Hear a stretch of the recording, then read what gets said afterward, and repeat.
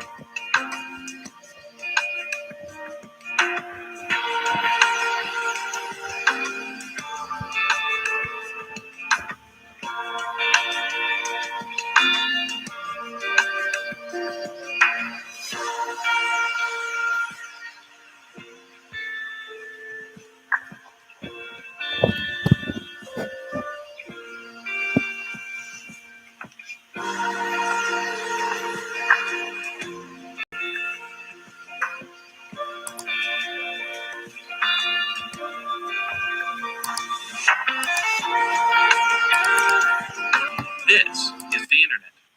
The internet is a wire, actually buried in the ground.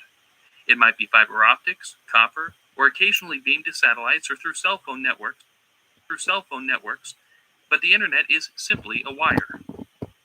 The internet is useful because two computers connected directly to this wire can communicate. A server is a special computer connected directly to the internet, and web pages are files on that server's hard drive. Every server has a unique Internet Protocol address, or IP address. Just like a postal address, IP addresses help computers find each other. But since 72.14.205.100 it doesn't exactly roll off the tongue, we also give them names like Google.com, Facebook.com, or SecurityCatalyst.com. So this is how it works. Your computer at home is not a server because it's not connected directly to the internet. Computers you and I use every day are called clients because they're connected indirectly to the internet through an internet service provider. Here, we'll pretend that this is my home laptop and I'm using DSL. Now let's pretend that I want to visit AOL.com, which is coincidentally both a server and an ISP. I hop onto my laptop with DSL, go through my ISP, onto the internet, and look at AOL.com. My computer connects with AOL.com, and I can look at its web pages. Now, let's say that I want to send an email to Aunt Ruth. Aunt Ruth has AOL dial-up from home, and I've got a Gmail account. I log on to gmail.com and compose a message to Aunt Ruth's email address, auntruth@aol.com. Once I click send, gmail.com sends the email to aol.com. The next day, Aunt Ruth dials into AOL servers and retrieves the email. Whenever an email, picture, or web page travels across the internet, computers break the information into smaller pieces called packets. When information reaches its destination, the packets are reassembled in their original order to make a picture, email, web page, tweet. Okay, so imagine you're at work sitting next to your boss, and you're both surfing. Your boss is doing market research, and you're updating your Facebook profile. You're both sending packets back and forth over the internet. But what's to keep your packets from accidentally ending up on your boss's screen? That could be embarrassing. The solution to that problem is IP addresses and routers. Everything connected directly or indirectly to the internet has an IP address. Everything. That includes your computer, servers, cell phones, and all of the equipment in between. Anywhere two or more parts of the internet intersect, there's a piece of equipment called a router.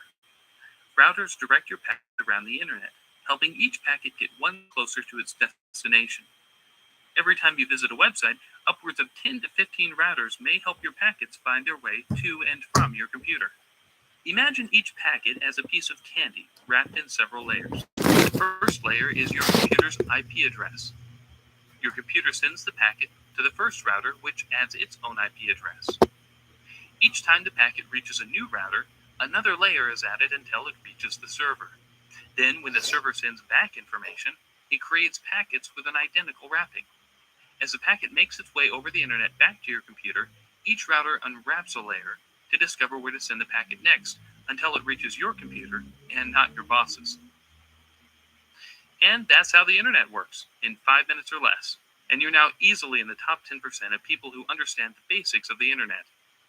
If you found this video helpful, check out securitycatalyst.com for all kinds of ideas on how to protect your information.